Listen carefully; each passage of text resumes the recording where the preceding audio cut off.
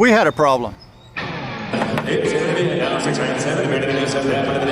We wanted to increase the production value of our live streams at the performance horse events that we stream all over the United States without the increased cost of extra help, camera people, hotels, cables, running power cords, and all the headaches that come with adding additional cameras. That's when a colleague of mine introduced me to the BirdDog P200. He showed me that with one Cat5 cable connected over NDI over the network, he could control, receive video, and power that camera, all with one cable. Since then, we have now added 3 BirdDog P200s, the new PH120, as well as 2 BirdDog Studios, bringing them all over the NDI network with one input into our vMix production. This has been huge to help keep cables and help to a minimum, help keep our costs down and increase the production value for our client, which was our ultimate goal. As we travel from show to show, sometimes we only have a couple of hours to get set up. So having the ability to set each camera up with just one cable and not have to source out power outlets, power cords and everything else that goes along with it, it helped keep our setup time to a minimum while still allowing us to add more cameras for the production. The quality of the camera and the footage is incredible, and being able to control all these over the NDI network with one input makes it a no-brainer for us to use the BirdDog products. With the ability to place these cameras virtually anywhere, it allows us to bring in more camera angles and give us more freedom to place those cameras where we need them the most, whether it's an interview on the side of the arena or the action from up above or down below. We can capture any angle with minimum cables. When one of my dogs chewed through a cable, I emailed BirdDog to see if I could get a replacement cable. Within minutes, they emailed me back and said that they were sending a new replacement cable to the location we were at. It did not affect our production one bit. Thank you, BirdDog. At Performance Horse Central, we're always looking for new ways, better ways to increase our production. BirdDog has helped us do that and bring that quality to our clients. BirdDog, thank you very much. We couldn't do it without you.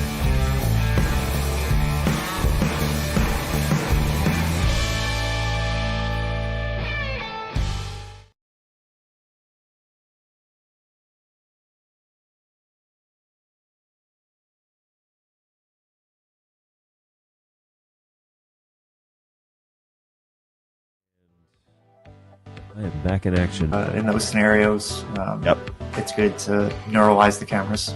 You guys know that best. Very straightforward. Plug it in, go to the web UI, link the source, walk away. You know, like super simple. I keep looking over at the chat and I keep seeing you are full of it. Tasty, spicy meat snacks. Covered in flavor. I mean, you can't go wrong. So what's going on? We've got a handful of folks here in the chat, and I really appreciate that. What's up, mate? Hey, Warren, how are you? Appreciate it. Hey, Robbie, how's it going, man? You're just talking about you. What's going on, Tom? Ahoy. How is it going? What's going on, Go Web? Good to see you again. Thanks for hanging out with us again today. Appreciate that. Feel like I'm in this video more than anyone but John. It's true, NetApp. You are, I'm going to cut this up and put this in the next intro. What's going on, everybody? I am indeed BirdDog John. Hopefully you're doing well. Thanks for stopping by today. If you're here in the chat, let me know. But yeah, we're back for another week. This is exciting stuff. It's always fun. Always the moving horizon. And so sometimes you play just catch up the whole time that you work at a company like this. And sometimes there's fun stuff to kind of go over. So I am going to do a small segment. Man, I could not figure out what it was that I wanted to talk about today. You know, like I've done multiple sessions on things in the past few weeks. You know, you can pick hardware, pick software, pick, you know, features or whatever you want to do. But yeah, it's been kind of like an intensive education sessions for the past several weeks. And so I think I'm just going to take a little breather. I'm happy to talk about anything that you guys would like to chat about. If you got a product or something you want to review, in this office alone, I've got a P4K, a P200, a P110, a P100. I've got a vMix machine. I'm running, I can run video wall. I can show you guys multi-viewer and lots of things kind of going on. But I was trying to just think through what was it that I wanted to talk about today, because I, try to have a little bit of a theme, but nothing really came forefront to that. We really need to review this, and so today I'm going to go back to my old habits and just open up the floor to whatever it is that you guys got going on. If you don't have anything going on, I will fill it with all sorts of stuff. Oh, we've done tours of the studio. We did scopes last week, and that's actually really helped, a fair bit of my. I think it's helped even out a bunch of my shots, and so I have multiple angles here that I can use that all look pretty close to each other because they're all balanced the same way. And this 200 is just a little bit over crushed in the blacks compared to, say, this shot or this shot. So if you go back to that 200, it's just a little like too dark. But the reason for that is because this camera is running on LTS and this one is running on NDI 5. So I'm hesitant to update to NDI 5 live on camera, the P200, but I should do that maybe after the show today and then balance them out so they're all the same. But anyway, so I will turn the playlist on. You'll get to see all of those different camera angles. So yeah, it's cool stuff. I'm happy to talk about the rig, happy to talk about setup, happy to talk about sound, lighting. I got a boom microphone, an NTG2. I've got, I should talk about this today. That's what we'll talk about. I'll tell that little story. That'll be fun. Let me get that prepped while we kind of get started. And I'll open up Chrome and consume some resources. As one does. Yeah, CPU overloaded. As soon as I open Chrome, I started dropping frames like crazy. Chrome. Good times. Good times. All right, so let's go over to... Jump into Facebook, and I'm going to go over to the BirdDog user group. And I think there's a story on here, something to do with space travel. So let's put this up here. Not space travel, but, well, it does have to do something with space travel. But I'm going to close that down. Can I minimize this? It just stays open the whole time? I hate that. All right, I'm just going to put this down here for now, I guess. All right, let me find... search this page. Let me just pull this up real quick. Here we go. So, all right, I'll tell this story first off because I think it's kind of fun. So... We have some friends that work in some pretty cool places, and one of those is while rockets are going up for NASA and various companies. Well, there was a post back on April 27th where somebody had a A300 that was on top of a car that was positioned pretty close to the takeoff location of the rocket. And as the rocket took off, it basically threw all sorts of shrapnel, all sorts of stuff into the surrounding regions and completely destroyed the vehicle and the cameras and everything that was on it, including the A300. So just the sheer force of a rocket is far more than like a Category 5 hurricane. And so, yeah, it sent like shrapnel and all sorts of things towards the car that was holding all of this equipment and this camera and whatever. And so, let me put this up here, I guess. And so, let me do one better here. So, we did have some pictures put up on Facebook basically showing the damages that had happened. So, it kind of ripped the stand where the camera was mounted, and then part of the camera definitely got ripped off the sides. So those little bolts that go in there basically got shredded by the sheer force of the debris. And here is the inner workings of one side of an A300, if you were curious. So it was really kind of a funny, not funny, haha, but they were basically like, yeah, we put the indestructible camera next to it. And, well, it was indestructible to a degree, but it couldn't handle the debris from all of the, from the rocket boosters. So pretty cool. There is a link on the Facebook page to actually see the rocket launch, and then they talk about it as a recap afterwards as to, wow, here's what happened. Check out the cameras, check out the equipment. They show the A300 kind of sitting there on. They've salvaged a bunch of it. Well, anyways, that one picture where they went and found the shrapnel that basically was that was the remainders of part of the A300. They went and found it. Well, they were kind enough to give it to me. And so they shipped this to the Auburn Hills office, and it is currently here. And it is so funny, so cool to have it. Yes, it definitely is a little painful to see something like this because this is a fairly indestructible camera. These are in sports arenas, baseball fields, all over the place, basically, ready to take an impact. But, oh man, some of the screws are still in it. I don't know if you can see this. Maybe I'll use my overhead camera.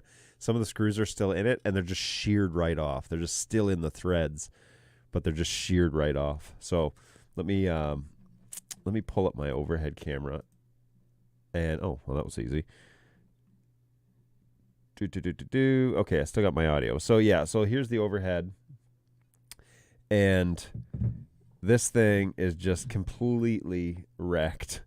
But you can see a couple of the bolts are still in there. This is actually a bolt. This is a mount with the bolt still in it. So the bolt is here on this side. But, yeah, it's just totally destroyed, ripped right through. And they were kind enough to send it to us. So that's pretty cool. So that'll go in the trophy case. I don't know if it'll go in the trophy case. It is, as Little Mac outlines here, Little Mac 21, he says, wow, looking at this just hurts. I 100% agree. It is very painful. Also really cool to have it kind of, it's on Facebook in Florida, and now it's here in Michigan in my Auburn office. So it's really cool to have that little piece of the experiment to hang out with us. They weren't complaining that it got shredded by the rocket because everything, including the vehicle that was near the rocket, also got shredded. So they didn't expect this to last. That's for sure. Hey, you play ketchup? I play mayonnaise. It's true. Ketchup is like the first portion of our week is basically just running around playing ketchup. Yeah. Hey, so when can we get an in-depth look at the X120? This is my first BirdDog purchase, so I can't wait to see any details that I can. Well, I can talk about the details, but I don't have one. Like, they haven't shipped me one yet. So, full disclosure, I currently don't have an X120. There are, I think, 3 in the world that are being used for demonstration purposes. And I think there's maybe an additional one at a hospital or something in Australia. I don't know the specific details as to where everything is. In terms of the parts, but I do know one thing for sure. I don't have one. So those hopes and dreams of getting kind of a detailed review of that camera, I would have done it already if I already had one. So you can guarantee it because I'm very interested to find out more about the X120 because as you all know who have been here for more than one show, flies in the face of some of my network recommendations of not using Wi-Fi, and now we're supporting it. So I want to see it perform. And I will promise you that my engineers and my QA guy has said, yes, it's working great over Wi-Fi. So just remember, though, that's probably HX2 because that's the lowest bandwidth NDI option. It's not HX3. You probably can use HX3, but I can't guarantee that that's the way it's been tested. I don't actually know. But I suspect they're going to use the lowest bandwidth possible to output it onto the network. And so don't expect to do full NDI over Wi-Fi because that's not going to happen. Also, the camera doesn't do that. So there you go. And if you need a comparison as to what the expected features are, and granted, it's not real yet. So, take that with a grain of salt. But the expected features, HX2, HX3, Wi-Fi option with a battery pack option and a little cool battery pack mount, which I think is really neat.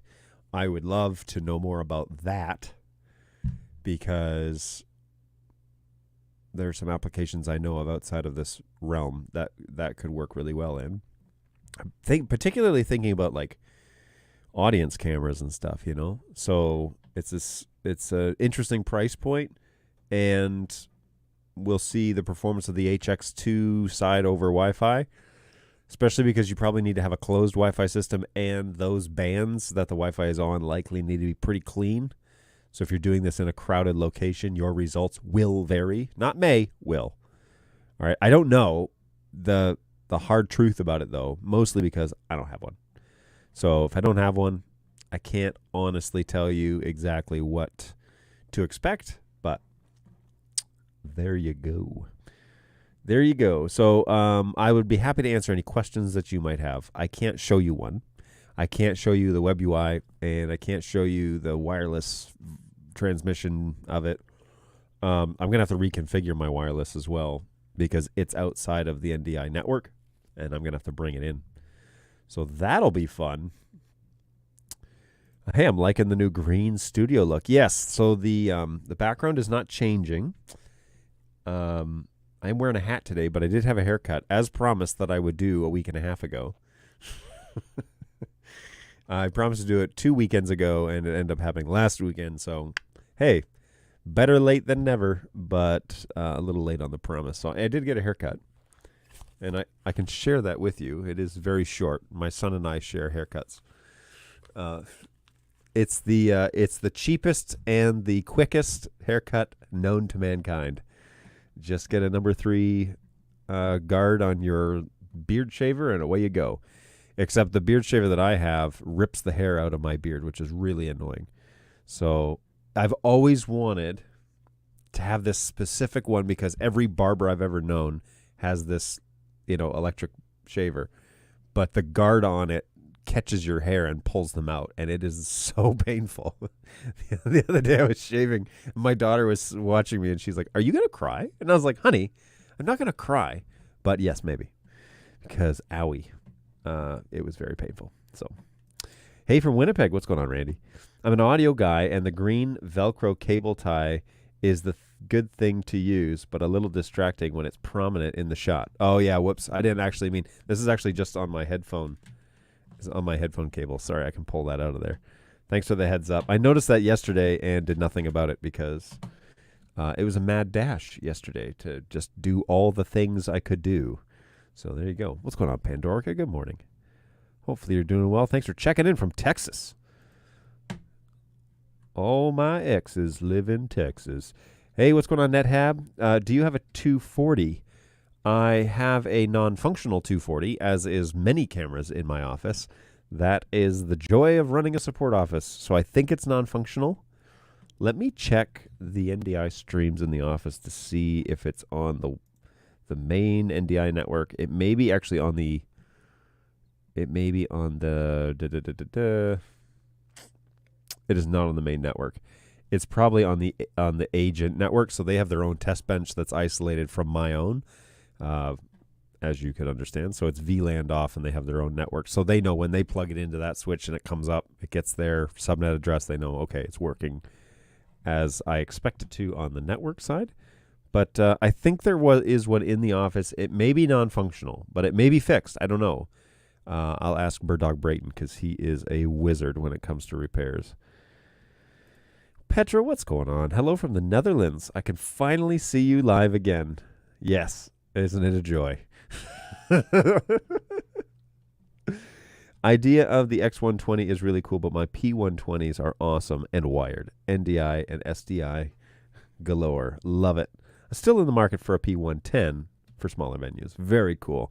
So the last time I think I spoke to you, you were in the market for a bunch of more cameras. Is that right? Like they were on their way, or maybe you were thinking about placing an order,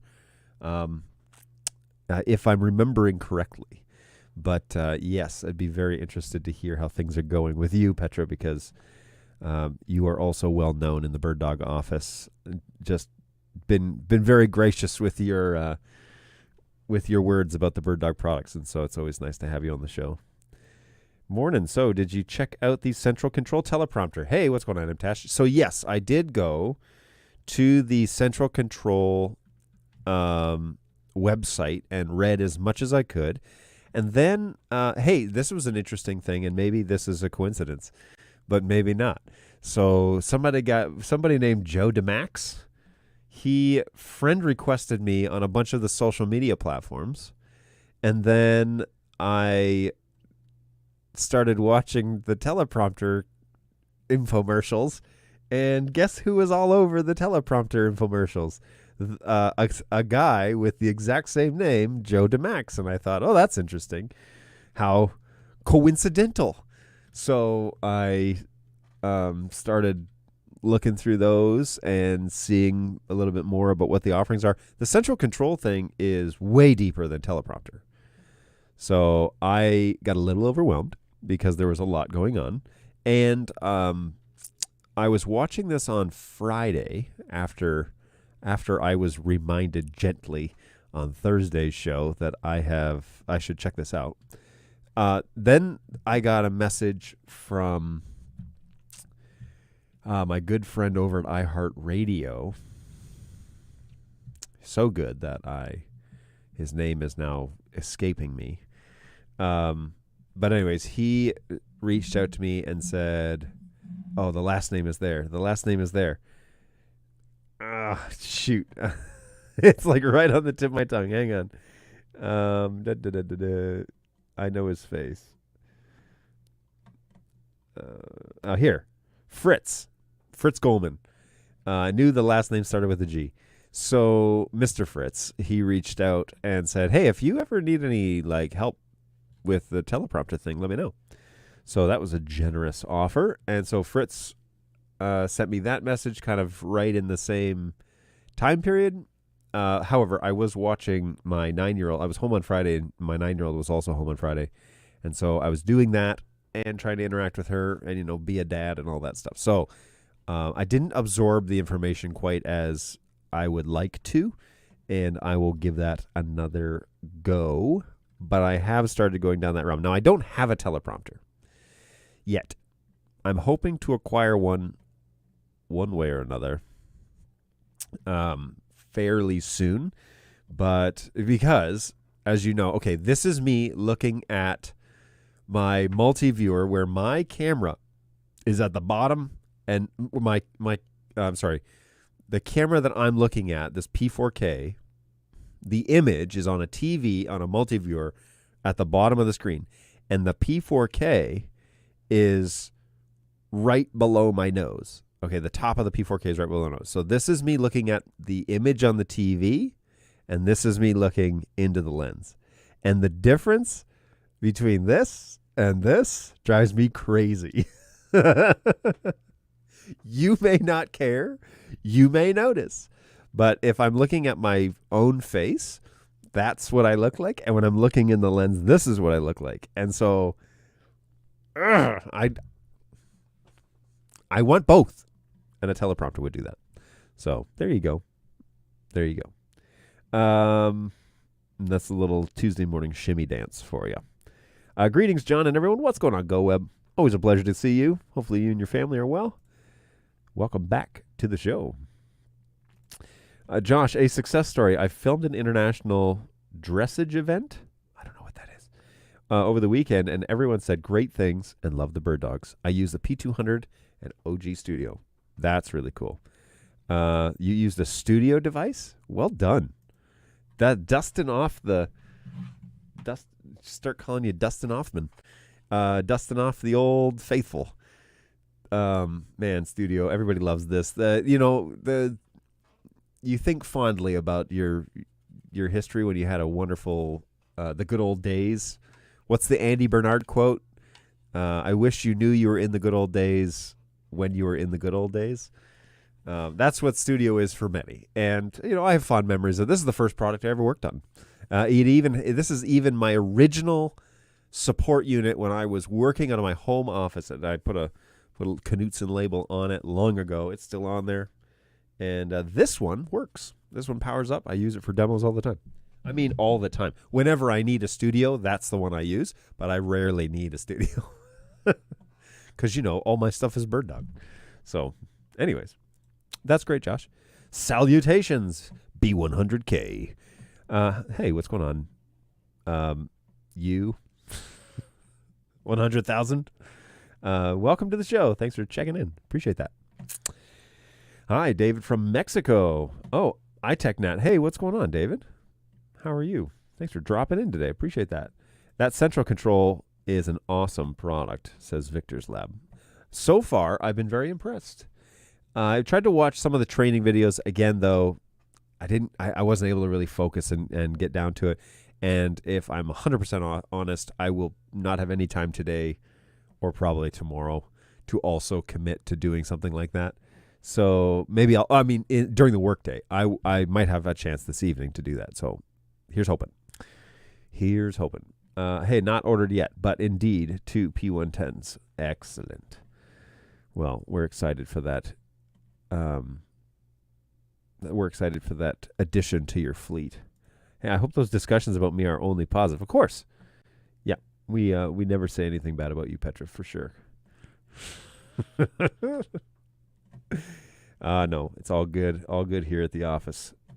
Like I said, especially people who give us a fair bit of grace when things do go sideways. We appreciate that. We see you. I've been using clippers for years, too many years. Many hairs painfully pulled out. I finally bought a new set, and it's like a hot knife through butter. So much better. Okay, here's the thing about this is the ones that I bought are not the cheap ones. Like these are the brand name. You know the ones for, okay, gentlemen, if you go to the barber and he has those gray ones that have the red switch and the silver handle, like it's a classic. It's through barbershops all through North America. I can't vouch for anywhere else in the world, but all through North America, this set of clippers, and when you use them without the guard, they're beautiful. Like they're wicked precise. Yeah, really cool. But if you use them with the guard, ouch.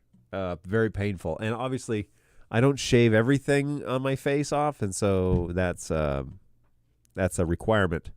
So I have an old set of clippers that don't work anymore. I really just need to throw them away. But they were better than these ones, and I'm really disappointed by that because I desperately want to figure out how to make these ones work. Joe DeMax, I know him. He's the creator of Central Control. Awesome tool. That's what I'm gathering. Studio needs to come back. I love mine. We can sign a petition. I know that they were hoping that 4K Family was obviously the next step away from Studio. So we didn't. Here's the thing. During the market research, we didn't really find that people were using both SDI and HDMI. The majority of customers were using the Studio but neglecting half of the features. And so we thought, why not make something that can do way more in terms of resolution and all that? Looks a little nicer, has some heat management, has a little LCD screen, but it will be like you would do one or the other. So you do SDI or HDMI. And those sold wildly, they were wildly popular. But now with the delay of NDI 5, we've seen kind of a hiccup in the market. Well, to be honest, we've seen a hiccup in the market, period, across the entire broadcast realm. So not just us, but everybody has seen issues, and they're all dealing with it different ways. BirdDog is faring pretty well, given the horror stories that I'm hearing elsewhere. But yeah, the idea was 4K Family was going to be its successor. The issue is that we stopped updating it after 366 or 367. 366 was the last firmware for Studio that was launched, and that's like way long ago, So the capabilities of NDI and the expectations of the SDK have grown exponentially since then. And Studio was pretty rock solid back in the day, but it obviously doesn't have any of the performance enhancements that NDI 4 and 5 have. So people lament that we don't have it anymore because it was super stable and super rock solid. But it's like, yeah, but we weren't doing the complex things that we're trying to do with the 4K Family and the rest of the fleet. So, you gotta balance that out a little bit. Try not to get stuck in the grass is greener situation all the time.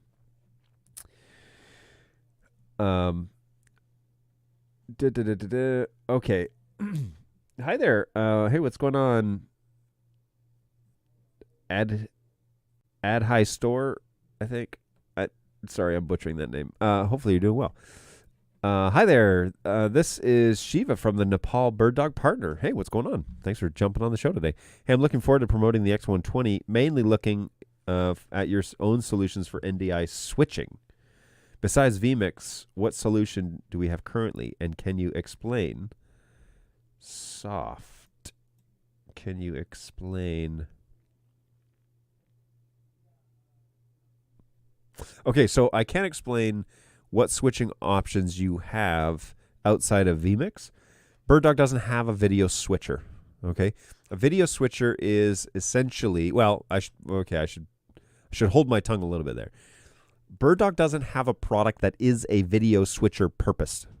Like, that's the thing it does. Okay, vMix is a video switcher. It does that thing. Okay, and it does it pretty well. Many of you know that I have come from a long journey of being anti-vMix, and now I am a fan, and that's okay. I'm allowed to change my mind, but I'm also allowed to admit that I was wrong, and I definitely was. And so I run vMix now every show.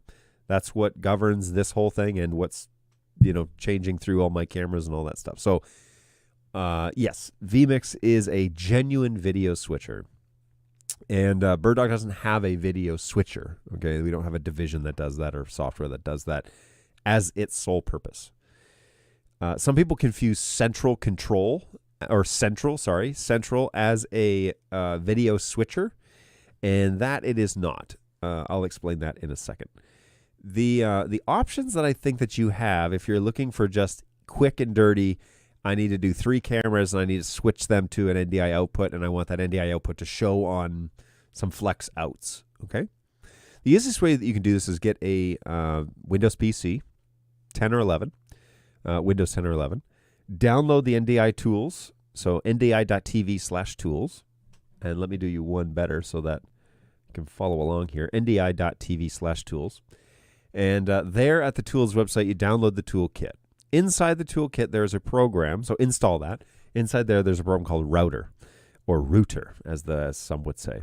And this program allows you to link as many cameras as you want and output them to as many destinations as you want. So if I can, I'll show you briefly how this works. So I have downloaded and installed, whoops, wrong computer. I have downloaded and installed NDI Router. And where did you open here? Here we go. Okay, so I'm going to open Router. I'm going to close this down, not show you that just yet. Okay, here we go. So NDI Router looks like this, and you can pick your cameras that you want to use. Okay, so okay, this is the P200. I want to use the 110. So I want to configure this. I want to search for my cameras on the network, and I want to select the 110. All right, there's the 110. Hey. And then I want to use the PF120, which is what I lovingly refer to as Auburn Hills. And then Brayton has a camera, but I'm going to change this camera to be the 400 support camera, which is actually also looking out at Auburn Hills, so it needs to be color balanced. I've got an overhead camera, which is looking at my damaged A300. And then Auburn Road, which is the PF120. And so instead of that one, I'm going to make this one the P4K, which is this guy. And I can call this like main, P4K. Okay, so what's going on here is I've got a bunch of these destinations, right? And I've got a bunch of sources. When I click through these sources, it changes this source, and it outputs that source in destination 1. So when I look inside Studio Monitor, okay, I want to send that, I need to send that to a flex out or something like that. So let me go over here and grab Studio Monitor real quick. Now I'm running this Studio Monitor in low bandwidth, just FYI. So when I want to see this, I go to my machine and I say router destination 1. And here I can cycle through the cameras, and it acts as a video switcher. It's switching the video on the destination. That is what vMix does at a very like boiled down to the tiniest of the tiniest of things, that's what vMix is up to. Is it's switching cameras and outputting that to as now a source. You have a source that is this production. So if I'm going to just do this for a church, and I'm going to have 4 NDI cameras, and I set them up in my shots that I want, and then I just want to switch through them. The beautiful thing here is that I can attach the router destination 1 to the decoder, so the screens or whatever I want to use, or I can send this, for example, into ProPresenter. So if you're in the church realm or you're using Easy Worship or whatever, ProPresenter 7 will accept NDI sources. I can send this in as a camera source to ProPresenter. And now my camera operator just needs to go, okay, I want to go to main camera 200. Okay, now we need to go to the overhead. Okay, now I'm going to go to the P4K. And I can call the show with this basic set of video switching options. Really cool idea, because you can also make multiple destinations. And so let's say I want to have a secondary set of cameras, and I want to put this on the overhead to destination 2, but the main camera is P4K. Well, now vMix Machine, so that's my computer. Okay, my computer is called vMix Machine. And inside that group, I have router destination 1 and 2. If I click on 2, look, destination 2 is the overhead camera, and destination 1 is the main P4K. And so you can have multiple destinations and multiple sources. Now it's like, okay, cool. Well, I've got 8 spots here. Well, what happens if I've got like a lot more spots than that? No problem. Click on the cogwheel, and we're just going to add 4 more sources, or add 8 more sources, or 16 more sources, or whatever we want to do. You can add as many as you need, and it will switch between all of those. You can customize the name. Okay. You can change the letter styling. You can change the text color to blue or whatever you want. You can change the background to white. All right. So then you know, hey, the one that has the white background, that's your main shot. And you can tell your volunteer that's your main shot. Okay. So let's close this. Okay. So this is your main shot. Why are you right clicking? Oh, because I'm in configure. Okay. So this is your main shot.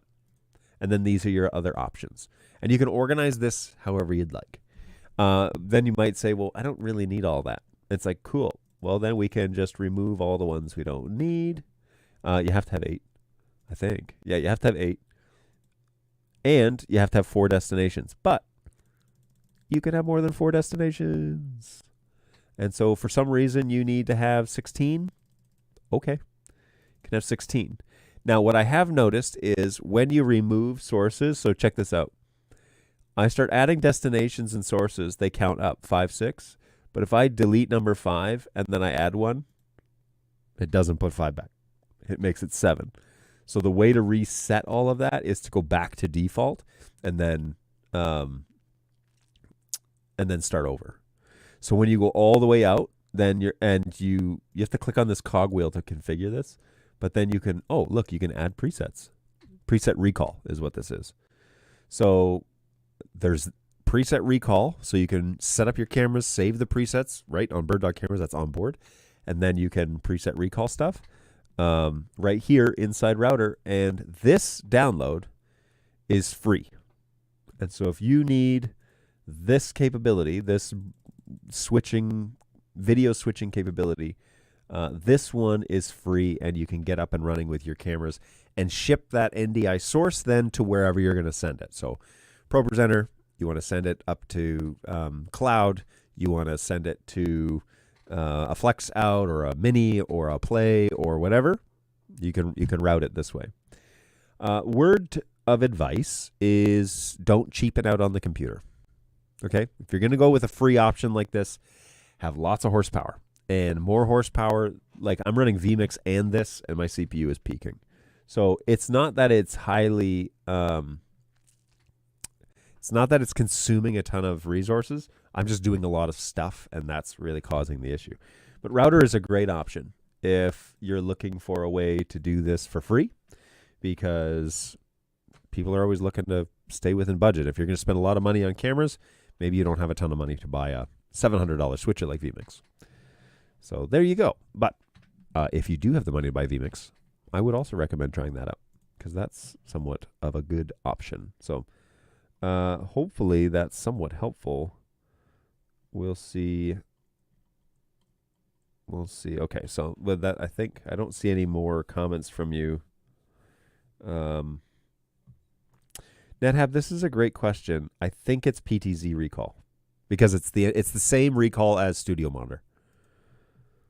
So, hey, what's going on, Laura? Hello, I love that software. I never used it before. P.S. Some static on your audio on the YouTube side for me. Really? Is it my chair? It might be my chair. Hey, thanks for the details. Yeah, hopefully you found some of that helpful. The other options are Wirecast. That's a paid-for option. That's a legit video switcher. TriCaster. That's a really paid-for option. Also, industry standard video switcher. And, of course, vMix. So those are the other options out there. Okay, somebody over on Facebook, and instead of me saying the random Facebook user asks, I'm going to find out who it is. So, okay, the first one is from, where are we here? All right, first one is from David. Or I'm sorry, the first one is from Brent.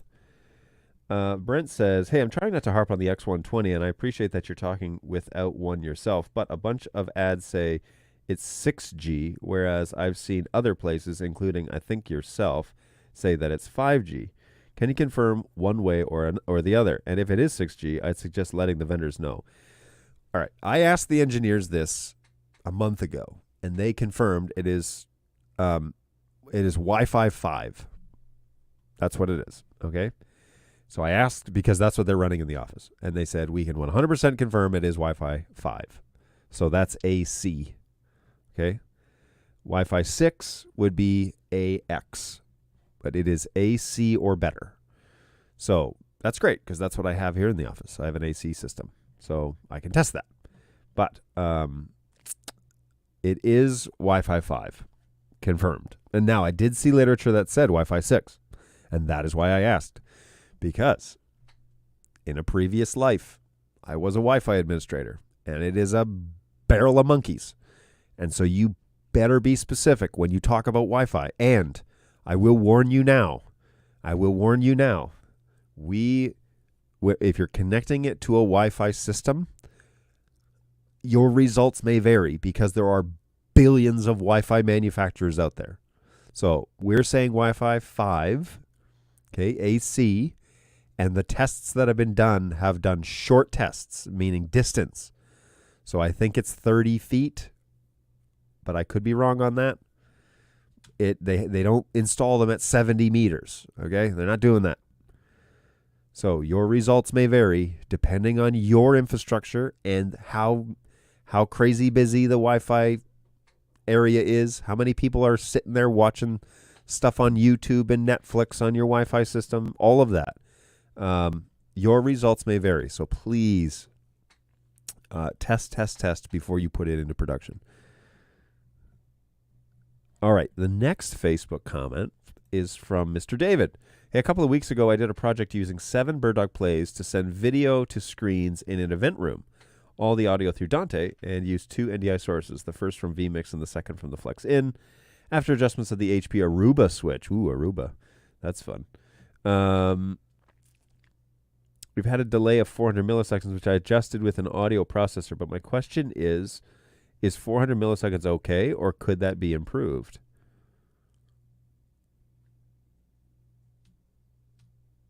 Again, this is one of those things that it's like there's a lot of factors here. But to play, I mean, play is going to be, I don't know what the clock is on play. And quite frankly, manufacturers aren't going to tell you that. I don't know what the clock is, though, in terms of from encode, BirdDog encode source to decode on play. I don't have that data. So I don't know. I know that the play is the slowest decoder we have, but it's also by far the cheapest. And so, you know, depending on, so you're sending an HX signal to play, a full NDI signal to play, You just said NDI sources. I'm assuming it's full because it's out of vMix. The second from a Flex. So, yeah, those are both full. The Aruba switch, I don't know what processes are going to be going on in the Aruba that might slow that down. Any QoS, anything like that. That could slow it down. And then I don't know. I've told you sometimes the answer is I don't know. I haven't done the tests to tell you, yes, that's expected, or no, that's slow, or wow, that's fast, or anything like that. I don't know. Hey, good barbers sharpen their razors all the time. It's true, and I am not a good barber. It's okay to have them cut hairs cleanly, quickly, with no pulling. It's key to having them cut hairs, yes. This blade is really, like, this thing will cut skin, but maybe I'm doing it wrong. Maybe I need to look into that. Sharpen their blades. I forgot to mention 3P100s. Okay. Well, I don't know. If it's all going into vMix, and then vMix is outputting, you have to, I guess, clock what the decode is on the vMix first to find out, because that will get added, obviously, then, right, to the play. So I don't know. Are you seeing 400 milliseconds between, like, studio monitor and play? Is that what you're clocking that at? Or are you clocking it at, like, what the camera sees versus what's being outputted on the screen? That's it. That would be obviously a very critical piece of information to know. Gosh, I hate this chair. I want to get rid of it. As soon as you opened your router, the audio started popping. Interesting. That's what it is. That's what the static is from router. I keep forgetting that it does that. So I wouldn't use router for audio because I can't seem to figure out how to make it clean. We already answered that. The router is causing clipping. When you close routing, the popping went away. Good to know. No, just when you were in that program. Okay, well then I think we've discovered a flaw. I was using router on the same machine as vMix. It's interesting. Well, let's try. Whoops-a-daisy, wrong computer. Let's try. It's going to start popping, everybody. Just everybody hang on.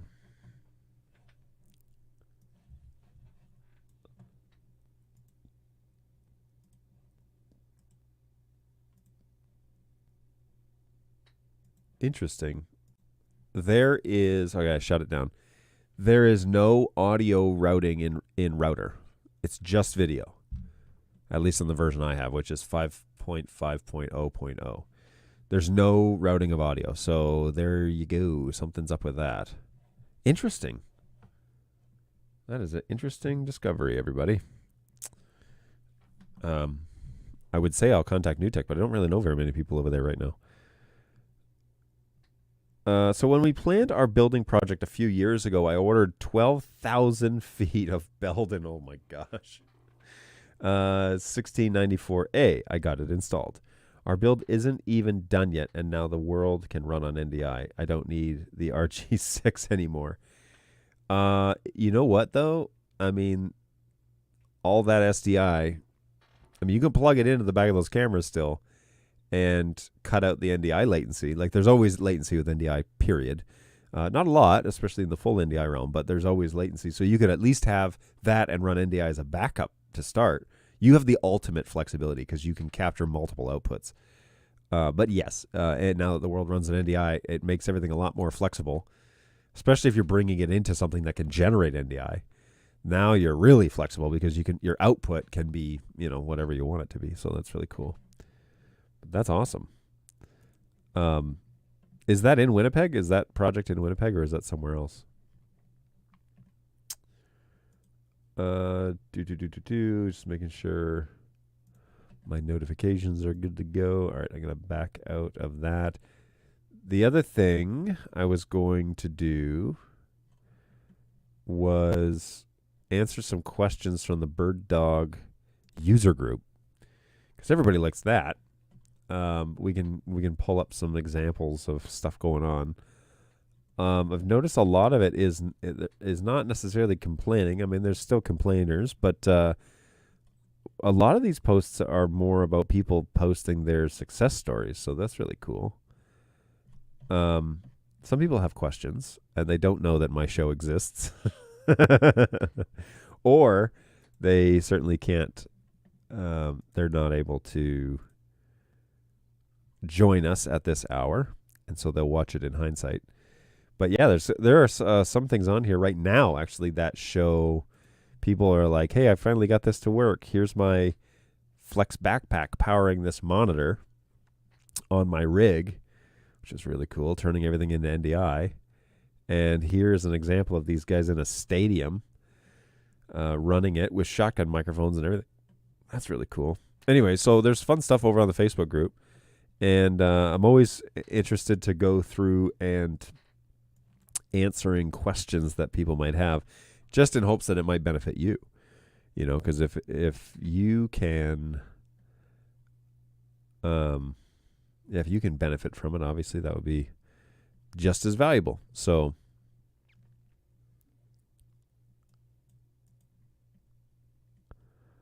let's see here. Okay, here's a question from Matt. He says, excited to get to work with my new P240. I'm wondering, though, are there additional silicone numbers for the camera's tally? Did I miss something obvious?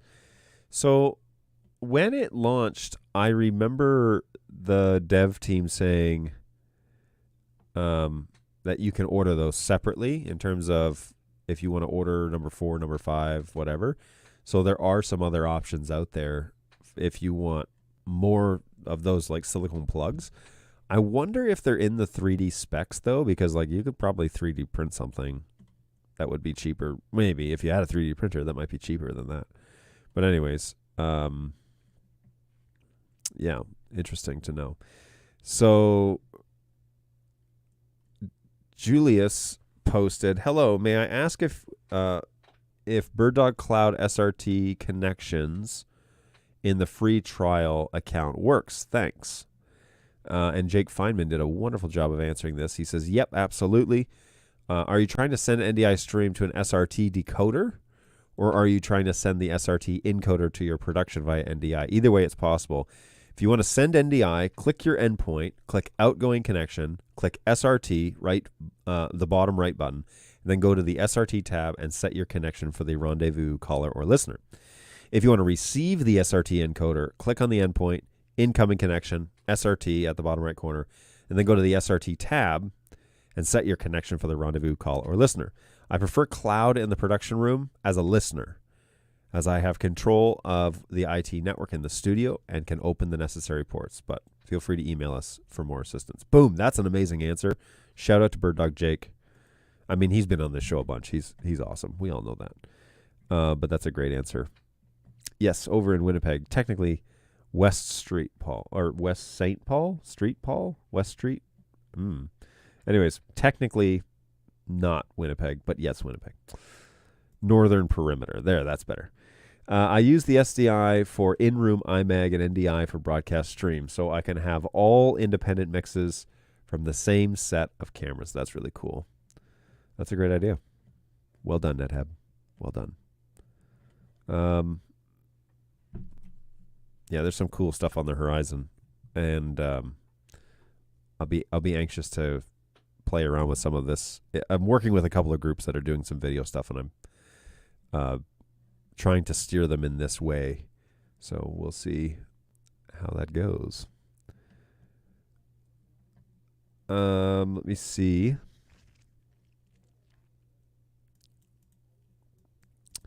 I'm trying to get Resolume to control the PTZ on P200 natively. Having talked with both Resolume and BirdDogs back in 2020 about this, it seemed only Resolume does absolute pan and tilt modes, and that the BirdDogs are doing relative.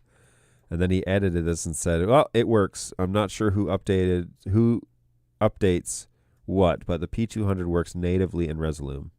Very cool. There you go. I didn't even know that. So any further word on the availability of Fleet Manager? So the website does say June, and I know that their hope and dream is to get it out in June. But there is some launching sequence items that we need to be sure that we're absolutely clear about, because we don't want to launch it and cause chaos. That would not bode well. And I'm hoping long ago are the days where we launch products and just deal with the chaos. I would love to have it where we launch a product and I'm sure, this has been said internally a lot. I don't think I'm going to get in trouble for sharing this, but we'd love to launch a product and be able to have some resources for folks to watch and get familiar with the product before they start playing around with it. Some people like to just get in and start clicking buttons, and that's kind of the Apple mentality, where the product is so user-focused that, it strips away a lot of the complexity of what's going on behind the scenes. The issue with that is the guys who buy our cameras and who buy the bulk of our cameras, we'll say, are broadcast type, who are used to having a manual. They read the manual, that now they're the expert, So if you're not supplying the tutorials or the how-to manuals and you're just setting them out there and saying, just click around and figure out what works and what's fun for you, that's all well and good, but integrators don't have time to play with it. They need to basically be trained, and then they're good. So we've heard that over and over and over, and with Fleet Manager, we probably need to get it to the point where, at the very least, I'm doing a demo, but I know that the PMs have been working on this like crazy. The engineers have been spending night and day working on Fleet Manager, trying to make sure that it is that it logically makes sense at the hands of a customer. And so they're trying really hard to make the next one better, the next product better for the customer. And when you decide to commit to do that, that means nothing happens fast, because you scrutinize everything. So there you go. So that's kind of my take on Fleet Manager. I have seen betas for it. I've actually shown a beta on this channel for it. So it is a real thing. They're just want to make sure that they can, push updates, and it's not going to brick cameras or do anything like that. They want to make sure they've tested it at least. So that's the situation. Talking NDI, I'm setting up for a Zoom call. I will be using, what's going on, Laura? Using Capture and also grabbing a PowerPoint, sending both to the stage and stream. Using BirdDog cams as a webcam out. I love this software. Yes. First of all, the webcam out option, depending on what camera you have, like if you're doing that over USB with the P110 or 100 or something like that, great. But yes, NDI webcam is the program that I use here to take the final feed out of vMix and convert it into, into something that StreamYard can use, a USB input essentially. That for video and audio. So the stuff that you're hearing on the audio is a conversion happening inside of NDI webcam. And I say conversion, I don't know exactly what's happening, but that is what's going on. So yeah, it's good stuff. I love watching this stream. Full stop. I love watching the stream, says Randy. Thanks, Randy. Because people's comments always give me something to think about or look up and learn. It helps me cut through all the nonsense marketing lingo. Thanks, John. Thanks, everybody. Hey, man. You have no idea how much joy that brings me, because that is the whole point, man. I just want people to have a place. Come and chat. I'm not here to sell you something. I'm not a BirdDog salesman. I'm a support guy. I'm going to try and help you get it to work. Okay. So, and it's funny because I've had salesmen on here, and you can definitely tell there's like an odd how we interact with the company. One guy's just trying to sell products and show you how awesome they are, and they are awesome. But one guy on that stream at least is talking about, okay, how do we make it work? How does it work? And how do you integrate it? How do you get repeatable results? How do you make sure that it runs perfectly? I mean, if I say so myself, guys, I'm running a studio. This setup has been probably 3 weeks, maybe a month. I haven't had any major issues.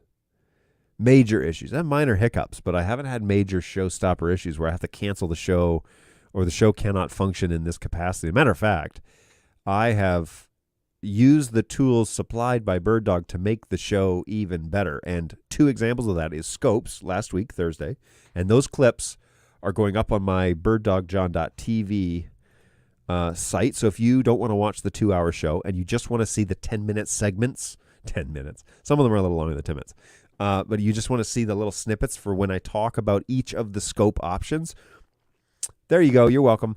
Those will show up. I think the last one launches this morning. And then I did a little spiel on NDI, SDI, and HX last week as well. So I cut that up. That's going to go up tomorrow. I will probably show the router one today. I'll cut that one up and put that up on Thursday morning. So I'm trying to get some content on here. Go over and subscribe to BirdDogJohn.tv. If you have already, thank you. Seriously, you don't know. It means a lot. Not only because I can show my bosses that this is happening and something's going on here, but also it helps you have a quick little resource as to the BirdDog support team and us trying to make more content available. We're going to eventually take all those clips and put them up on the knowledge database so they'll show up in other places as well, like in Google.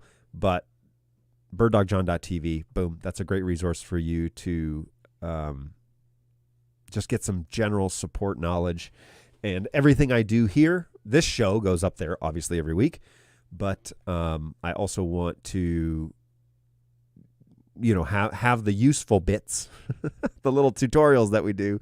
I want those to also show up. And so that's what we're going to do there. So, yeah, there you go. Man, my desk is a mess. This shot really reveals the dirty laundry section of this show. So special thanks to Randy for these kind words. Appreciate that, man. Hey, which firmwares are you waiting for before you can launch Fleet Manager? NDI 5 for converters.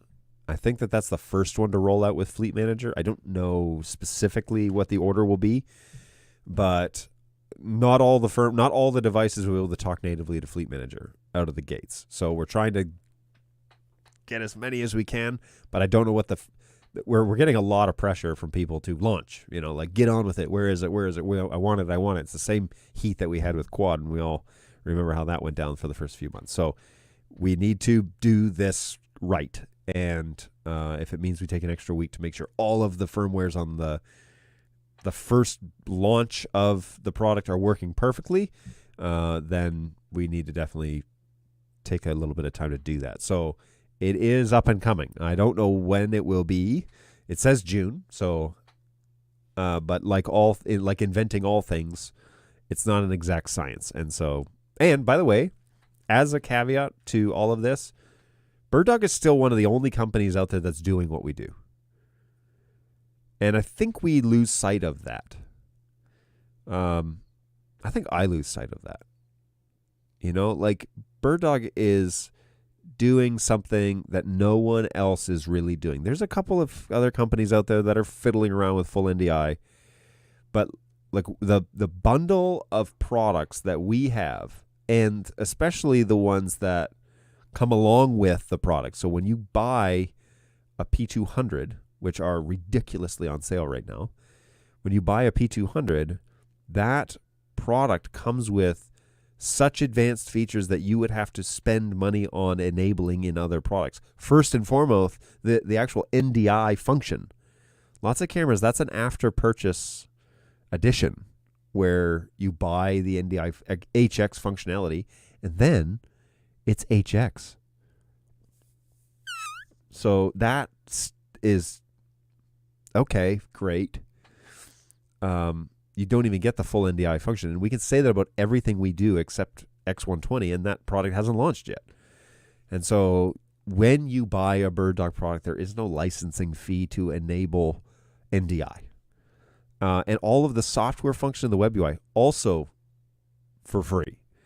And hand on heart, that is actually not generating revenue from something like that has caused these weird expectations with our market, because people see all these advanced features and they're like, wow, great. Hey, this one little thing in this advanced feature is not working. And comms is a good example of that. And okay, if we find a bug or we have to test it or whatever, but all this stuff is free. And we're the same price as our other competitor products that also have all these modular add-ons.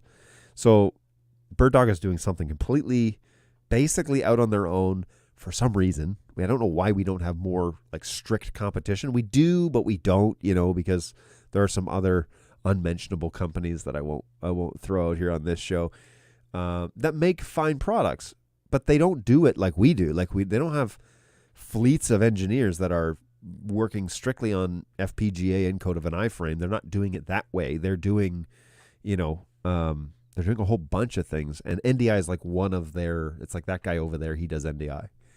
So we're focused on this. That's what we're trying to do, and trying to do it with excellence. And sometimes you have to crash and burn to figure out how to do it right. And I feel like we've crashed and burned a few times. So,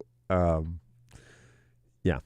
But also, nobody else is doing this sort of stuff. Nobody else is inventing the way that we invent, and that's pretty cool. So. James, what's going on? Welcome back. You are becoming a regular here on the show. I have an event coming up with 2 locations. My plan is to have 3 cameras at each location. What's a good way to bring in the 3 cameras from location 2 and send a return feed back to that location? Well, obviously the box answer is BirdDog Cloud. You're welcome to check that out, download a free trial, and see if that solution's right for you. There are a la carte options. So if you're just doing this for an event that's happening over a weekend or a month or whatever, you can buy time limits for cloud. You don't have to pay for an annual subscription or anything like that. Obviously, fiscally, an annual subscription is the best bang for your buck. But if you don't need it that long, you just want to see how it works, BirdDog Cloud is the way to go. If you're just needing the NDI stream and some basic data that comes with that, you might also look at something like NDI Bridge, which is a part of the NDI tool set. And you can set up a transmitter and a host, and they can talk together. I don't have any experience with that, mostly because I don't have to have any experience with that. So I probably should, but I don't. So NDI Bridge is another option, and that one comes free with the toolkit at ndi.tv/tools. So there is that option as well. Those are the 2 transmittable options right out of the gates that I know of that speak NDI natively. Basically converts them to SRT. But the cloud option gives you a bunch of more functionality, and you can find out more. And again, for free, a free trial. Let me see if I can. Whoops, that's not going to be the right site. Let me see if.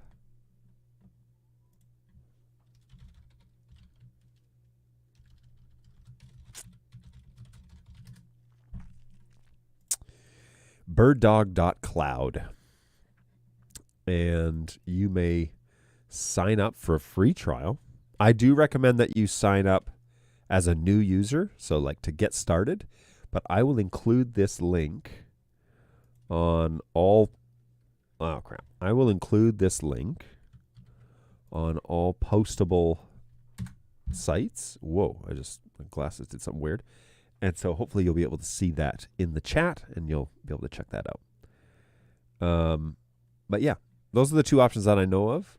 Like I said, cloud is great. It's really a stable platform, and the bottleneck will be your internet connection.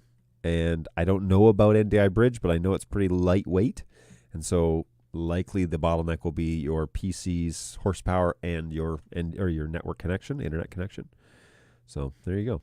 I used to work as a QA lead at a video game company. Please take your time and test. I will wait for quality. We believe in you, BirdDog. Excited to see it when it's done. I agree. I know that you say things, and then you realize how hard they are afterwards. How difficult it is to achieve the things that you say. We've learned that the hard way. So there you go. So yes. We will wait patiently. It always needs to be done yesterday, but if you wait patiently, it'll be better if we do. So there you go. Matt says, amen. A few years back, we researched what company to go with. I'm so glad that I picked BirdDog. Oh, man. Warm fuzzies and everything. That's a beautiful thing to hear. Thank you. And you say you're not a salesman. Yeah.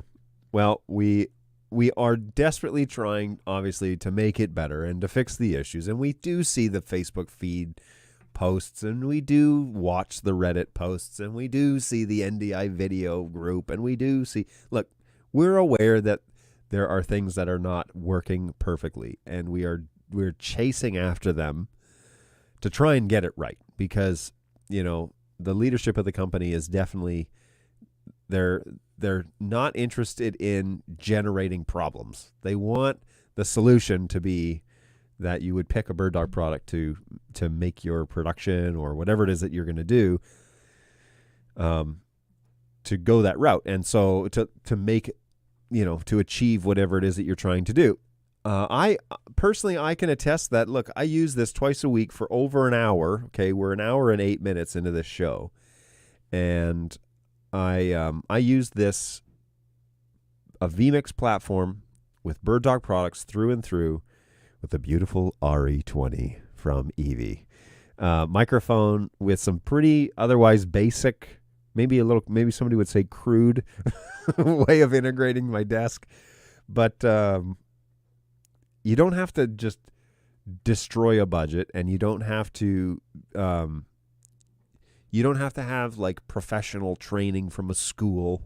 All right, you can learn this stuff and put it together, and I'm the testimony to that. Is, look, I'm trying this out all on my own and piecing it together day by day and trying to make it a little better. And so hopefully you've seen improvements on this show, not only in the picture but also the quality of the content.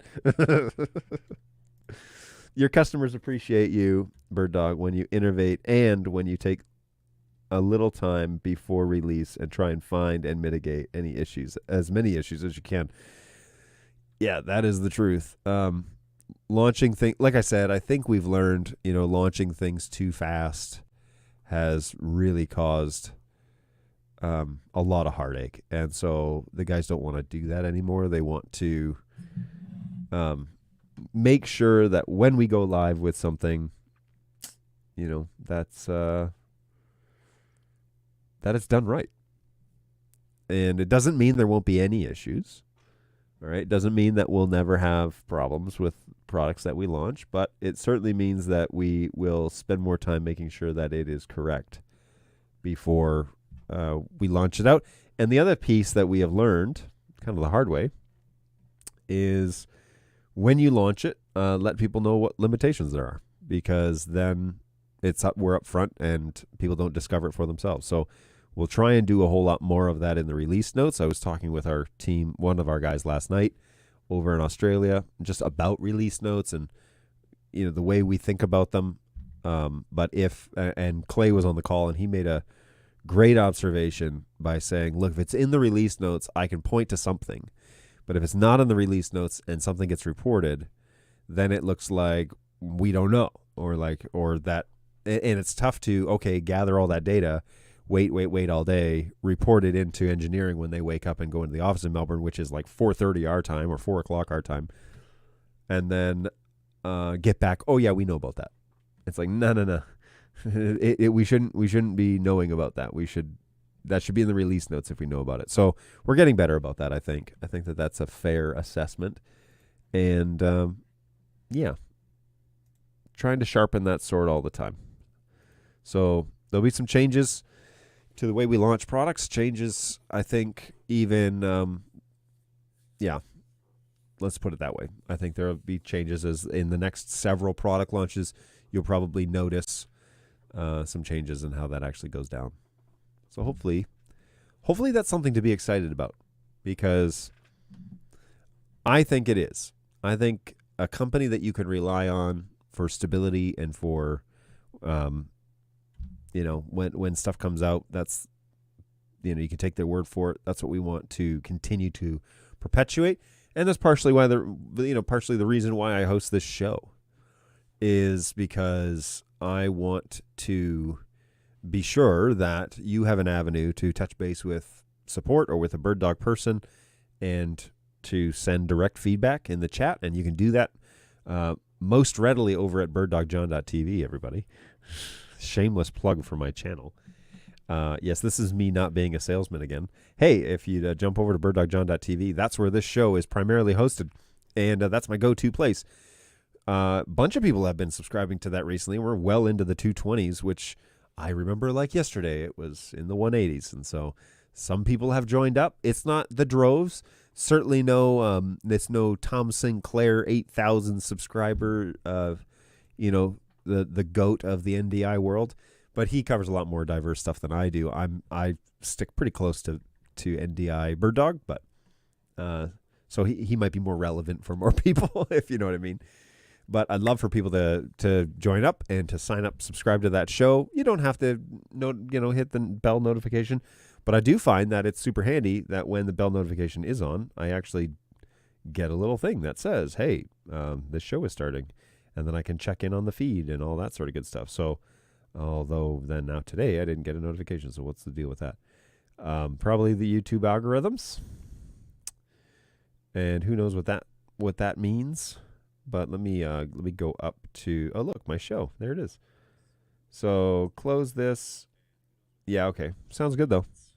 But let me go up. Love it. Yes. RE20. So that sounds pretty good. Man, I love this microphone. I paid what it costs, as Jerry Seinfeld would say. Used to have oh yeah, here we go. Hey, shout out to Clay, by the way. So, Senseless, if you're watching, pay attention. I've worked with him a few times recently, and I really appreciate the support. Boom. I'm gonna make that a YouTube short. Shout out to Clay. I've worked with him for a few times recently, and I really appreciate the support. Yes, he is my go-to support agent. He's the top of the food chain, and so if he can't answer it, it's pretty close that nobody can answer it. He might come to me and ask, but he's getting pretty close to the point where. So, it is an interesting story about Clay. I'm going to tell a little bit on him, but he was doing the job by himself basically. I had a guy. Balu, he was doing inspections and repairs and a bunch of other things back in the day. Okay, this is 1.5 years, 2 years ago. Whoa, has it really been that long? It has been that long. Yikes. Okay, so quite a while ago. So these are the two OGs after me in the support office, and so they're working away and whatever. And Clay, for the first year, he was coming in my office, asking me questions and whatever, and picking my brain about stuff and getting frustrated because there was still something he didn't know, which I didn't care. He, happy to have him come in the office, and he's a nice guy. So, that win-win. So he's coming to my office, asking me all these questions. Well, the next year, this year, like last July and November, I think we hired 2 agents to work with Clay. And early this year, he came into my office like January, February. And he said, I was getting really frustrated because I kept having to come to you and ask you simple questions about like what I felt like were simple, and, you would know the answer. But he said, but after we hired a couple of people, I realized how much stuff I knew, because you don't ask the questions about the things you know. You just type and like send that email, right?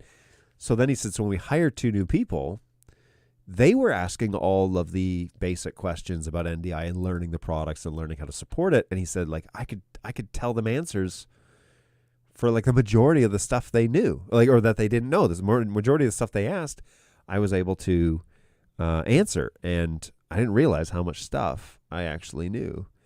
And it's a great realization that, the longer you stick at something, the better you become. And the more information you absorb, more experience you have, customers, you can help answer their questions quicker and more efficient. And so, yeah, if you get a chance to interact with any of my agents, I mean, they've been here now for pretty much almost 1 year, all of them. The last hire was hired in November, I think, or maybe like December 1st. But even she's doing record number of tickets, which is astonishing how much work she's been putting through.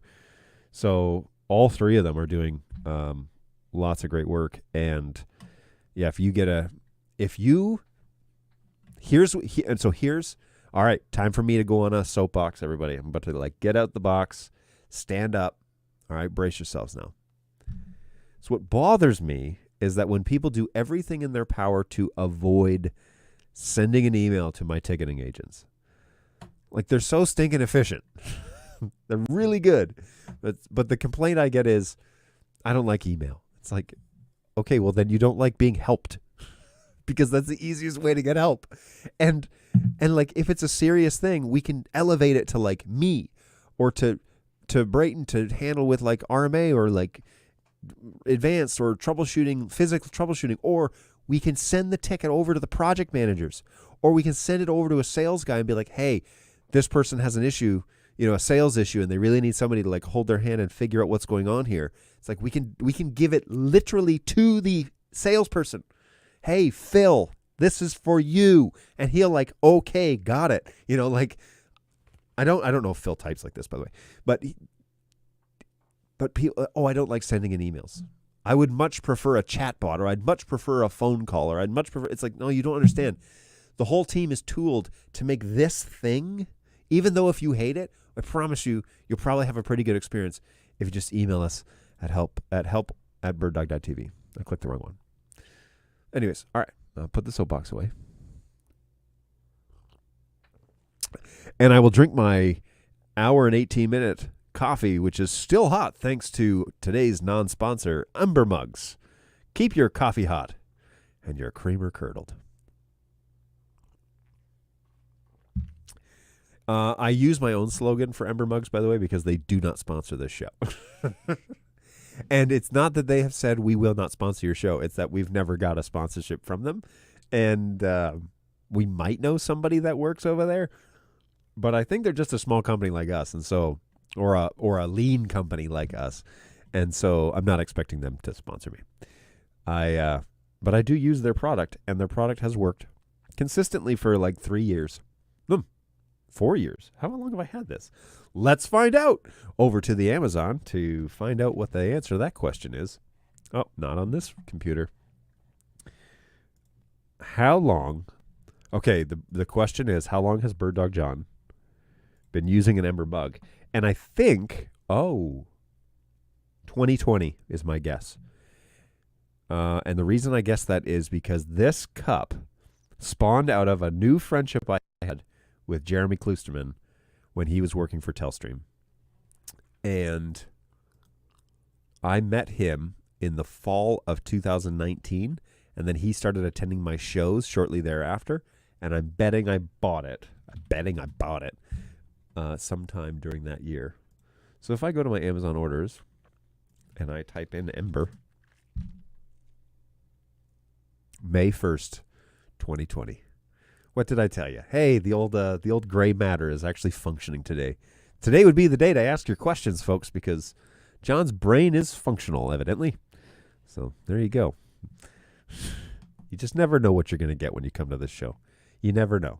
But there, trivia question about BirdDog John. File that away in your never going to need this information portion of your brain. We all have one of those, right? So John purchased his Ember Mug in 2020 shortly after his friendship with Jeremy Kloosterman began when he met him in 2019 at NAB, New York. So obscure. Good stuff. Hey, we appreciate you all, which is why we have 13 units now. Love it. Love it. Given that this is a general theme show, and then that face is like, I think. How many BirdDog cameras do you have to own before BirdDog t-shirts show up for the technical team? How many BirdDog cameras do you have to own before t-shirts show up for whose technical team? I run the technical team. Who's asking this question? Over to Facebook to find out. Up in the show, this question comes from Jim Kent. What's going on, Jim? Thanks for stopping by. So this is a vintage shirt. They don't make this anymore. This is circa 2019 right here. This is the OG shirt, the Venn diagram from NAB 2019. This is the first shirt they gave me. And then I got a second shirt which had the Venn diagram but it was much smaller, which the Melbourne team really like, but I think the bigger print looks better because you can see more of like the shapes of the animals and whatever. But anyways, the Venn diagram shirt is the OG from my original start date, which would have been NAB 2019, the Sunday of NAB 2019, and that is when I was handed these shirts, and they said, "Here's your uniform for the show," and there were only 3 of us there, which is crazy. There was only 3 of us there, and this is the garb we had. And let me tell you, those first 2.5 days, that was an education, because I went from not knowing anything about NDI to basically being asked questions as if I was an expert. I don't consider myself an expert now, guys. The good news is that one of the owners was there, and the lead engineer, the guy that writes the code, he was also there. And he hates crowds, so that was fun. Shout out to lead engineer Adel, the man, the myth, the introverted legend. Our tech team. So I don't think that there's a threshold, because I don't think that there's like a Pepsi Points challenge type of setup with BirdDog gear. I think what you need to do, though, is gain some rapport with the VP of sales, who is Monty Bennett, or Dan Miley. He would, if you were besties with him and then said, "Hey, can I get a shirt, or can I get 4 shirts for my team?" He might go with that for sure. Who knows? Hey, thanks for the info for BirdDog Cloud. My pleasure. I wasn't aware that of that product, and it sounds like an easy, low-cost solution for this one-time event. Dude, get the free trial. All it has is a watermark, and you can test out everything. Get the free trial, test it out, make sure it's going to work for you, right? Test. What did, was it Petra? What did Laura say, right? Test, everything. Test it over and over. Make sure that you're rock solid. Make sure it's going to work for you before you buy it. And then to remove the watermark, and I would say enable all the features, but I don't think it does enable any features. Before you buy it, make sure it's going to be rock solid for what you need, and boom, off you go. That's what I love. Seriously, that was product management genius when it came to cloud, and a shout out to Jan and Dan and all those guys that got, and Jake for that matter. At this point, he's basically Mr. Cloud himself. He's not an engineer, but he certainly is a wizard when it comes to that program. And there's so much to cover with cloud, like it's so functionally feature rich, that I need to have him on the show for like a month just to kind of cover the gist of everything, because there's just so much. But the thing I love about cloud is that basically everything's enabled except there's a watermark on the trial, and to remove the watermark, you pay for it. It's a great idea, because you can make sure nothing changes when you pay for the full version. It just removes the watermark. That's all it does. And so there's not a lot of additional functionality outside of the trial version to the paid version, other than you can use it for production. So there you go, man. Yeah, I'm so happy that you stopped by and asked that question, because I'm surprised people don't know about BirdDog Cloud. And maybe that's a great indication that we need to talk more about that, because BirdDog, okay. All right, here's the thing. All right. When you get your video to NDI, when you get it to ones and zeros, network data, and you have an infrastructure that can support transporting that globally, that changes production at its core. All right? And I can give you tons of examples of how it saves money, how it streamlines production, how it enables you to have the best of the best in all facets of your organization. Here's a brief example. I'll try and keep it brief. Here's a brief example about why this is so different. In the past, you'd have a TV production, right? And you'd fly 2 or 3 guys in who are producers, and they could cut, video and switch video, and they're the best in their industry. And so they have a writer. They say, I require X amount of dollars per day. These are the tools I'm going to need. I'm going to bring these items. This is what the product will be when I'm finished with it. I can help you in a live situation or a post situation or whatever. Okay. So you hire somebody like that. You're going to need to bring them in the day before so that they're there on the day of work. And you're probably going to need to work them like a dog for 16 hours. And then you're going to fly them out the next day. Okay. So you need flights, 2 hotels.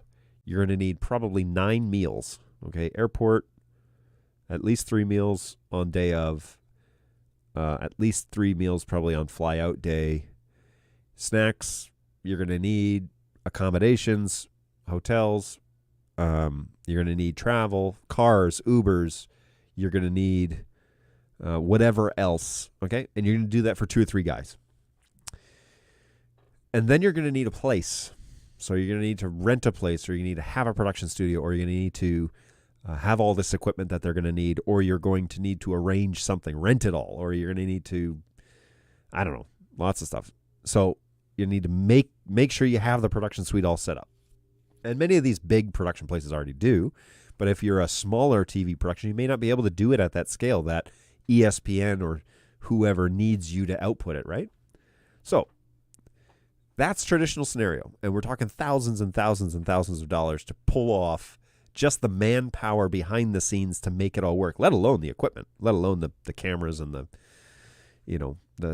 keyboards and the computers and the TriCasters or the vMix machines or the whatever you're using. Okay. Here comes cloud. And cloud basically enables you to bring in all of your sources into a either cloud environment or port all those sources to the location of your producers and allow them to cut video in things like Adobe, Premiere Pro, or bring in sources so they can cut the show and output it back to cloud for final production.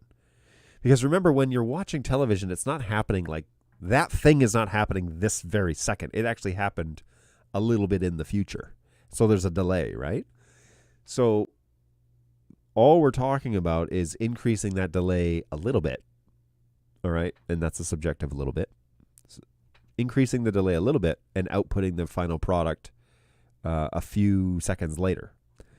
But what you're doing is you're porting all of your sources or all of your camera feeds that you need to cut into a suite where anywhere in the world.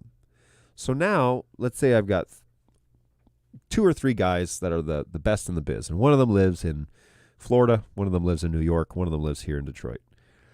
You can ship over cloud all of those NDI sources to each of their homes.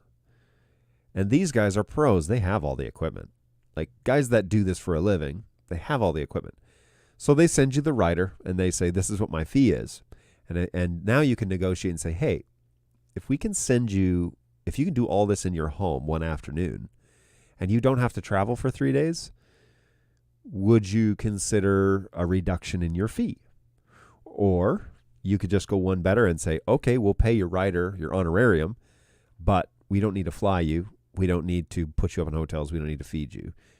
All we need you for, this writer will be fulfilled in terms of cost.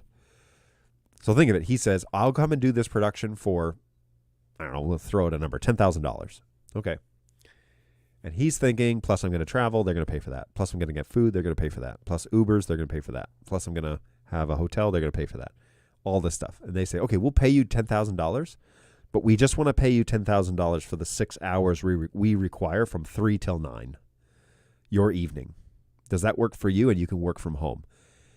I don't know very many people in the production world that would say anything like, no, I would prefer the extraneous travel. You mean I don't have to leave my kids for the weekend?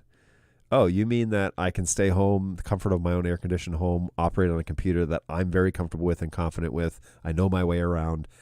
I can make my own coffee. I don't have to get on a plane and get the flu. I don't have to. You mean I can just do this from home and make my writer there? Done. Cloud gives us that option. It allows you to take the production to where the best talent is. It allows you to hire them. They still make their money. You don't have to pay for all the overhead production stuff, and the production still happens with an output of like a few seconds later. That is why the subscription stuff is so stinking cool on cloud, because now it enables you to operate globally. I know of instances, for example, of vMix running in the cloud and all of those sources coming into the cloud and people cutting their show in the cloud. I should do that. I should figure out a way to load vMix into a cloud-based AWAS and cut this show up there. That'd be fun. Anyways, it's just a one example of how people are using this thing, and how in the COVID realm, when we were going through those couple of years of COVID lockdown stuff, we learned very fast how to do this effectively, because now it's way more cost efficient.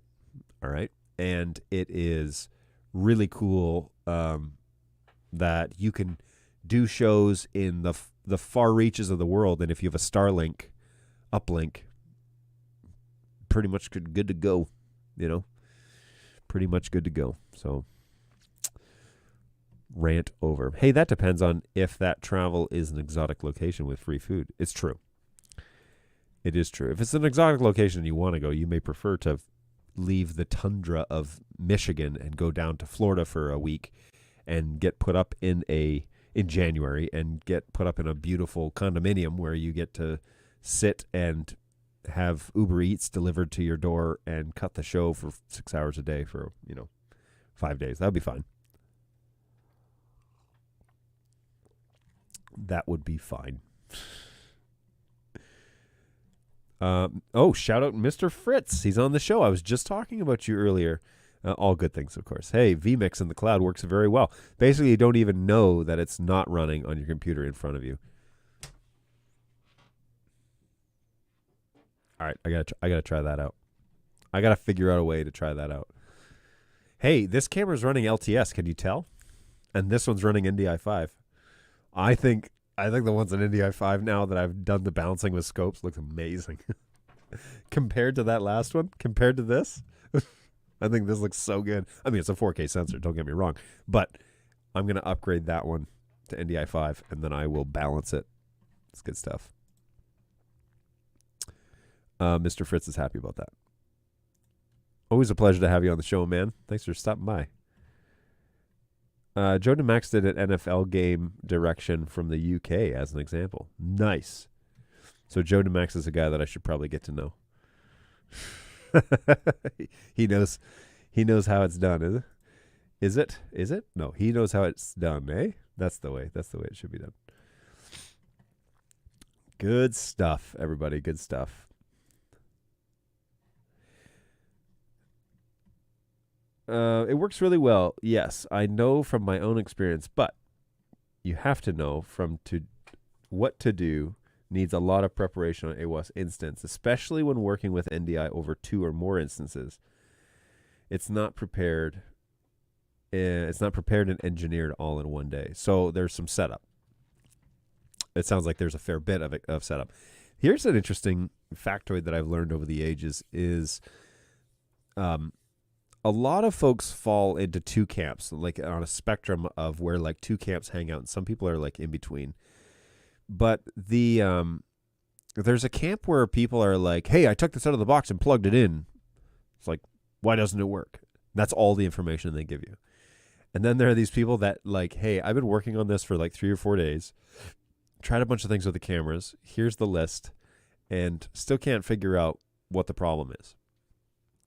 Those are 2 very different like brain camps, because there are those folks, I think, who are used to the electronic standard these days where they buy a new phone, they unbox it, they power it on, they put the SIM card in, and like they start making phone calls and downloading their photos and whatever. And it's like, that's the expectation they have. And then there are people who understand like these are broadcast cameras. These are not like iPhone cameras, okay? These have some serious horsepower and capability behind them. And so maybe I should spend a little bit of time learning some about them. And so when people come to us, we kind of see a stark difference in terms of expectations out of the box.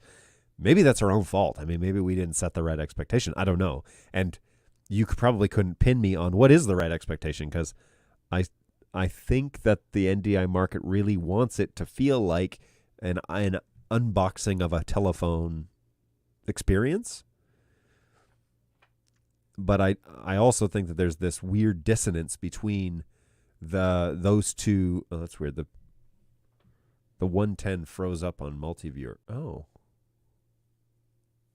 Fascinating. Okay, anyways, I think there's this weird dissonance between folks who think it's just like click, click, click, everything on auto, it's all going to look pro, it's all going to be black leveled, everything will be so easy because, I shouldn't have to do anything. And Then there are folks that are like, no, this is a pro camera. I should have to, like, there is a learning curve. So we get that all the time. And I think it's a BirdDog problem where maybe we don't talk about our cameras correctly as to what they really can do, because we don't want to scare people off. We don't, oh, that's way too much for me. But also we want to be sure that people understand, look, these are pro cameras and you're going to get pro results, but you do need to probably commit a little bit of time to learning about your new technology, because that's part of buying stuff is learning, right? So you don't just pop out a kid and expect it to work out of the box. So why would you expect that from a broadcast camera? Hopefully you don't have to raise it over 18 years to get the camera to work. But it's true. Nothing. I mean, there are products in the world that are designed, and I think we could do that if we didn't want them to be as feature rich as we have them. Okay, so our cameras have a lot of broadcast capabilities, scopes, and all that stuff, right? So we have a lot of that option out there integrated with our cameras. And we've toyed around with, how do we still do all that and accurately talk about the advanced nature of the camera. So one of the options that I'd thrown out in a meeting long ago was just have an advanced tab. You know, have all the basic, like if you're in basic camera mode, it's all auto. Everything's auto. Everything's DHCP. Everything else is locked, and it's like plug it into your network, off you go. You know, point it at your subject, and that's basic function. But when you click on that advanced tab, like it pops up, it's like, hang on. There's a manual. Here are some YouTube links. Here are some tutorials. Here are your resources to understand what you're about to do. Please don't go any further if you don't know what you're doing. And then if they say, I know what I'm doing, then all bets are off as to go for it then. Use those features. Here's all the videos to show you what all those things are. And I've gone through, you know, Chrome and the web UI and like tab by tab by tab by tab explaining what everything is. And that's a part of an education course that has been kind of put on hold, but I think we'll get going here soon. I've done that to where it explains every single button in the camera. But I do think that we need to make like a basic functionality. If you're just plugging this in and you want to get going, plug it in and get going.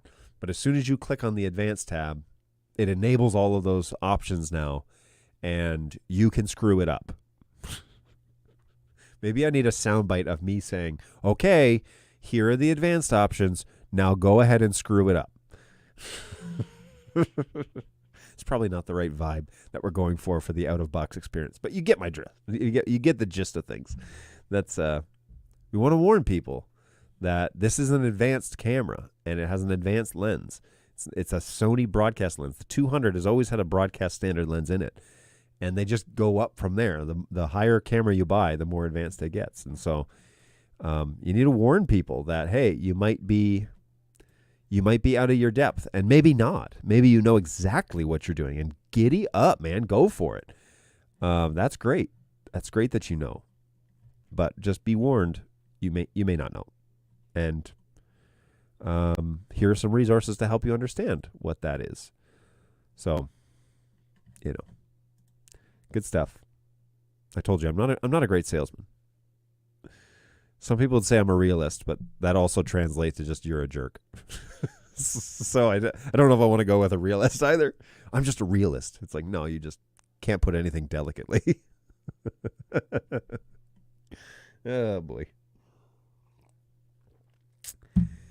Oh, dear. Anyway, we've had a lot of fun on today's show, guys. We've been going on for an hour and 41 minutes, and there's a lot of discussion as to whether or not that's too long. Do you remember I used to go like 3 times a week for 3 hours, which was a brutal, because I certainly didn't have this much stuff to talk about. I didn't have this many products to talk about.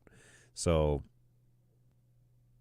but I have enough now, I think, to carry this on. And you guys are super fun to chat with. So I really appreciate the chat ongoing here in the BirdDog live stream. Of course, folks, if you haven't done so already, please subscribe.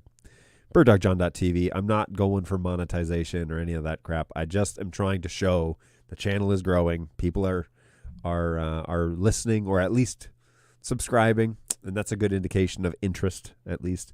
Of course, then once you subscribe, you can light up the bell notifications. If you don't want to rely on social media and stumbling across me, you can set notifications however it is that you get notified on the YouTubes, and they will tell you when I go live. And so anything that I do here on the channel gets put on that. You'll also notice that there have been kind of systematically, I've been uploading little snippets from previous shows. So I'm going to try and keep that going. The problem with that is I have to generate content that's worthy of being snipped. That's harder than it looks, folks. That's for sure. I definitely did not really have a game plan going into today's show. I don't mind telling you that because sometimes you don't have a plan. And for somehow we still filled the same time slot as we normally do. But the other piece is it is a beautiful 71 degrees outside, and Auburn Hills just is a beaut right now. It's nice and sunny, a little overcast, so the sun isn't just totally killing you. And might go for a walk down to the park or something, take a little breather between this meeting and the next one. So, okay, folks, I'm going to wrap it up. Hopefully you have found today's show somewhat beneficial, and even if it's just, hey, look, people doing NDI stuff just like me, that's kind of what we're doing. All right, that's the baseline. I just want you to feel like, hey, somebody is doing something in the NDI world like me, and it would be great to talk to someone about that. By all means, please come by the show. It's the Canadian Wildfire Haze. maybe a few summers ago, 2018. Oh, that's not a few summers ago now. In 2018, there was a wildfire in northern Ontario that kept destroying lots of hectares of Ontario and BC forest. And it threatened the campsite that we go to, actually, but they were able to put it out before camp, and we went. We almost had to cancel, but we went. But yeah, it was a relief. Well, I'm really hoping that we're not in a repeat of that. But it has been super warm here in Michigan. Last week was brutal, and thankfully we've got a little more overcast, and more rain is predicted next week. So we're gonna need some rain. My grass looks like I live in Texas right now. It's all yellow. So hey, it's the first time tuning in. Great dialogue. Well, what's going on, Robert? Thanks for tuning in. I really appreciate that, and thanks for the kind words. Always a pleasure to have new viewers, and hopefully you have found something beneficial. So thanks for joining in the chat. All right, folks, I am going to not call it quits. I'm just gonna say so long, not goodbye, but just farewell. Until next time, which would be Thursday at 11 o'clock Eastern time. If my little gray matter starts kicking in here, I'll try and decide on something to show on Thursday, unlike today, but no guarantee. If you see me publish the show prior to Thursday morning, that means I thought of something. There you go. This is the quick and dirty behind the scenes at BirdDog Live. But we'll see you again on Thursday. All things moving in a positive direction. Around 11 o'clock Eastern time right here in the U.S. on the eastern seaboard in Michigan. So we're just north of Detroit. So that's where we're hanging out here at the Sport Office. Hopefully you found today somewhat useful, or at least, like Robert says, you've enjoyed the dialogue and you've been able to glean something from that. Hey, we want you to join the community of NDI and especially BirdDog. So come hang out with us. We're usually pretty friendly, and we'll have more to chat about on Thursday. So take care of yourselves. Thank you so much for hanging out. Take care of each other. That's super important these days. And we'll see you in a couple of days on Thursday. Cheers, guys. Bye.